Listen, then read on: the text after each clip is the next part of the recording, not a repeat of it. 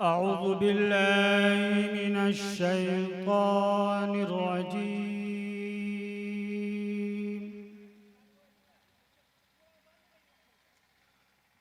بسم الله الرحمن الرحيم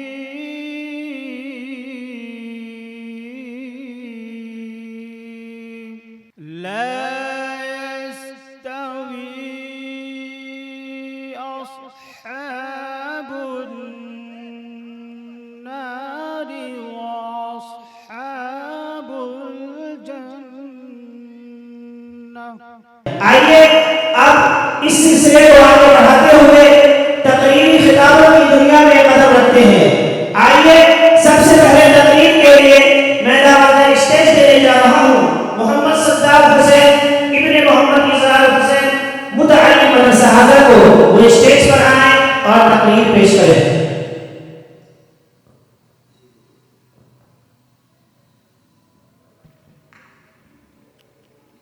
अस्सलामु अलैकुम वरहमतुल्लाहि वबरकातुहू।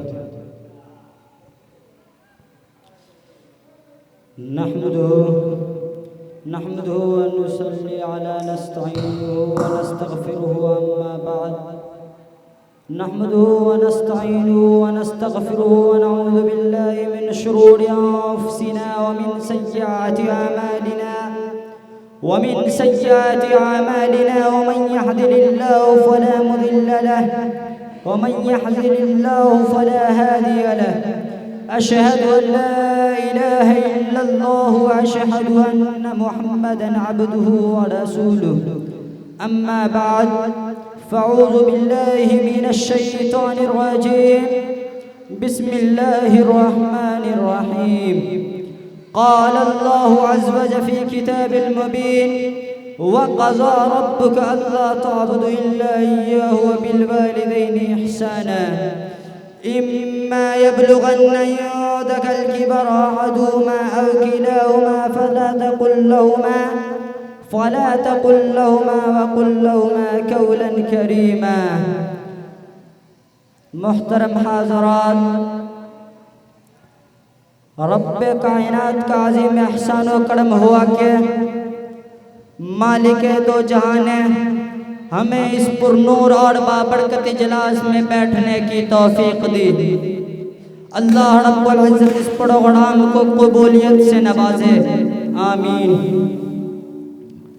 मुझे जो इस मुतबर्रक महफिल में हुकूक़ वालिदैन पर खिताब करने का मौका मिला है, उम्मीद है कि आप हजरात संजीदगी के माहौल को बरकरार रखेंगे। हजरात, आज के इस पुरफितन दौर में हम तायराना नजर डालते हैं तो यूं महसूस होता है हर सिमत अपनी अपनी कौम के हुकूक की मुतालबा की सदाएं सुनाई देती है। हर सिमत जुल्म व ज़्यादती का दौर आता नजर आता है। हर एक दूसरे का हक को मारता हुआ नजर आता है।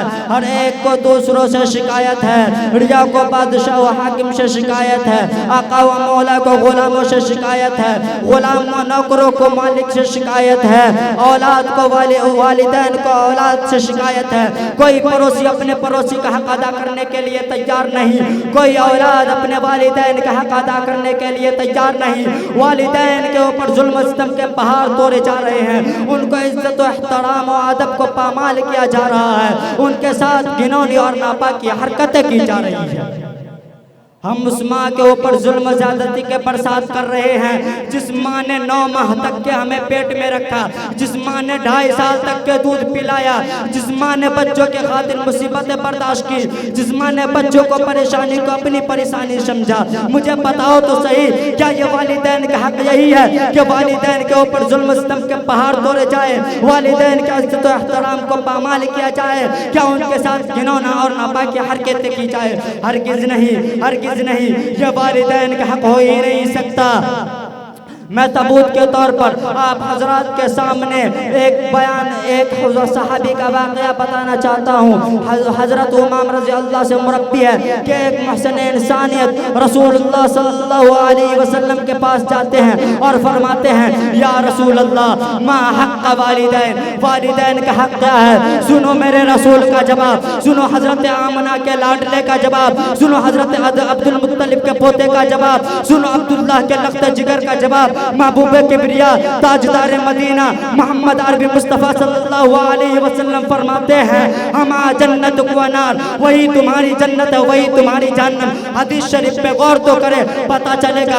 हदीस शरीफ का मतलब यह है, अगर तुम वालिदैन के साथ अच्छा सुलूक करते हो, उनका इज्जत व एहतराम करते हो, उनकी फरमा बरदारी करते हो, तो जन्नत के हकदार बनोगे। अगर उनके नाफरमान बनोगे, अगर उनके साथ बुरा सुलूक करोगे, अगर उनकी नाफरमानी करोगे, तो जन्नत में डाले जाओगे, जहन्नम के हकदार बनोगे, जहन्नम में जलाए जाओगे। वालिदैन के ऊपर जुल्म सितम के पहाड़ तोड़ने वाले को खुदा ने तो आखिरत में अजाब देने का फैसला जरूर सुनाया है, दुनिया में भी उनको अजाब मिल जाती है। सबूत के तौर पर आप हजरात के सामने मैं एक वाकया सुनाना चाहता हूँ। गालिबन पाकिस्तान में पेश आया है। एक नौजवान नौकरी पे से घर आता है, उसकी बीवी उस शख्स से माँ की शिकायत करती है कि जी सुन रहे हैं आपकी माँ ने हमसे ये बोला है, वो बोला है, वो फलाना चिलाना जो है ना, माँ के खिलाफ शिकायत करने लगती है। वो नौजवान नौकरी पे से आया रहता है, काम पे से घर आया रहता है, वो अपना सामान रखता है और माँ को मारने के लिए चलने लगता है। वो माँ वजू बना करके सजदे नमाज के हालत में होती है, वो सख्त दिल नौजवान माँ सजदे के हालत में होती है, माँ के गर्दन पर लात रखकर इतनी जोर से लात रखता है कि माँ खुदा हकीकी से जा मिलती है। वो नौजवान और चचा जैद भाई मिल करके फौरन कब्र तैयार करता है। दोनों मिल करके माँ को कब्र में जब उतारते हैं तो चचा जैद भाई तो सही सलामत कब्र से बाहर निकल जाते हैं। जब वो नौजवान निकलने लगता है तो कब्र उन्हें दबोच लेती है, जिस तरह किसी शख्स को जंजीर दबोच लेता है, जिस तरह किसी शख्स को जंजीर दबोच लेता है, उसी तरह कब्र उन्हें दबोच लेती है, निकलने नहीं देती है। बस्ती वाले जमे हो जाते हैं, गांव वाले जमे हो जाते हैं, दुआएं मग़फ़िरत करने लगते हैं नौजवानों के लिए, लेकिन किसी की दुआ कारगुजार नहीं होती। आखिरकार वो नौजवान तरप तरप कर कब्र के अंदर जान तोड़ देती है। वो नौजवान कब्र के अंदर मर जाता है। मजबूरन गांव के आदमियों को उसके ऊपर मिट्टी डालना पड़ता है। जब उस नौजवान के बीबी को पता चलता है तो उसकी बीबी रोने मचलने लगती है, चिल्लाने लगती है, शोर मचाने लगती है। गांव भर के आदमी इकट्ठा हो जाते हैं और बोलने लगती है कि खताकार तो मैं थी, दोषी तो मैं थी, मैंने ही माँ के खिलाफ जहर उगला था, मैंने ही माँ के खिलाफ जहर उगला था, मैंने ही माँ के खिलाफ बुरा भला कहा था। मोहतरम सामाईन, मैंने शुरू में खुतबा में सूरह बनी इसराइल की जो आयत तिलावत की थी, उसमें अल्लाह रब्बुल इज्जत ने फरमा दिया, उस खालिकुस समावात वल अर्द पालनहार की बंदगी फरमाओ। और फरमाया गया वबिल वालिदैनि इहसाना, क्या फरमाया गया? वबिल वालिदैनि इहसाना, वालिदैन के साथ अच्छा सुलूक करो। वबिल वालिदैनि इहसाना, वालिदैन के साथ अच्छा सुलूक करो। इसमें कोई इत्तेफाक नहीं किया। और आगे फरमाया इम्मा यबलुगन्ना युदकल किबरा अहदुहुमा औ किलाहुमा फला तकुल लहुमा व कुल लहुमा कौलन करीमा। 15वें पारे में सूरह बनी इसराइल 2 रुकू में आप खोल करके देख सकते हैं। फरमाया गया है अगर तुम्हारे सामने वालिदैन में से दोनों या कोई एक बुढ़ापे की हालत में पहुंच जाए तो उनके ऊपर उफ तक के मत बोलो। जैसे होता है ना कि माँ बाप कुछ बोलते हैं और नौजवान बोलते हैं तुम ही जान रही हो कि हम ये काम करें या ना करें। नौजवानों ये याद रखो, अगर इस तरह का वालिदैन के साथ सलूक करोगे तो खुदा देख रहा है, खुदा कभी माफ नहीं करेगा, खुदा कभी माफ नहीं करेगा। वालिदैन के साथ अगर घिनौना और नापाकी हरकतें करोगे, वो दौर भूल जाते हो जब बचपना में माँ ने तुम्हें पाल पोस करके बड़ा किया है। एक नौजवान जाता है हुजूर पाक सल्लल्लाहु अलैहि वसल्लम से फरमाता है, या रसूल अल्लाह, मैंने अपनी माँ को कांधे पे पर बैठा करके मैंने काबे का तवाफ करा दिया, क्या मेरी माँ का हक अदा नहीं हुआ? मेरे रसूल फरमाते हैं, ए नौजवान, तुम्हारी माँ का हक इससे अदा किस तरह होगा?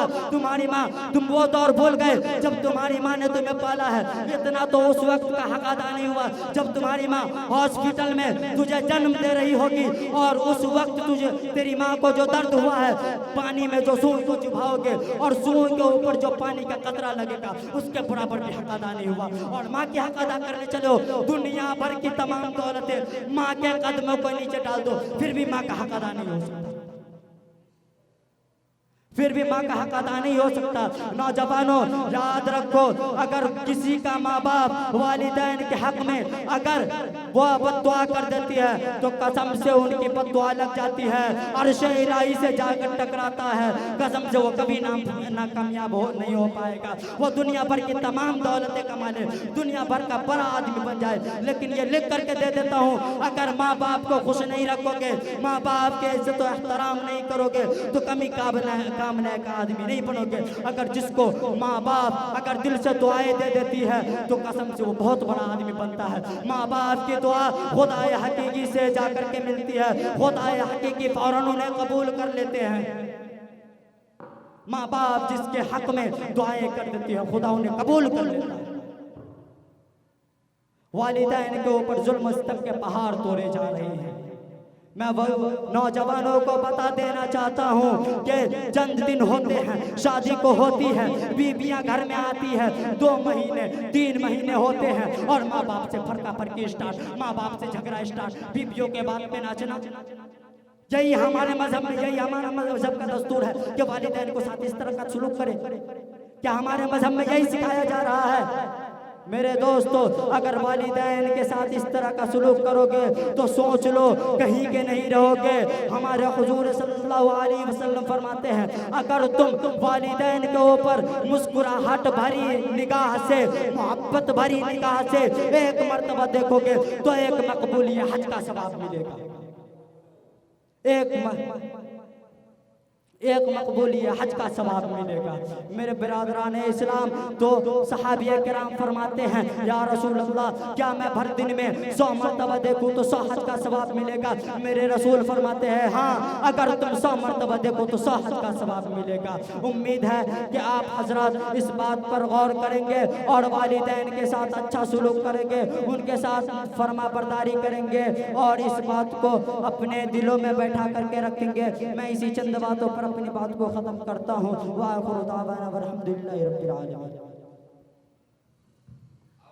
माशाअल्लाह, अभी आप हजरात के सामने हुकूक़े वालिदैन यानी वालिदैन का हक क्या है, यानी औलाद के ऊपर उनके माँ बाप का क्या हक है, इन्हीं की फजीलत को मौसूफ बयान कर रहे थे। अल्लाह ताला हर तमाम को कहीं बातों पर सुनने वाला, कहीं बातों पर अमल करने वाला बनाए।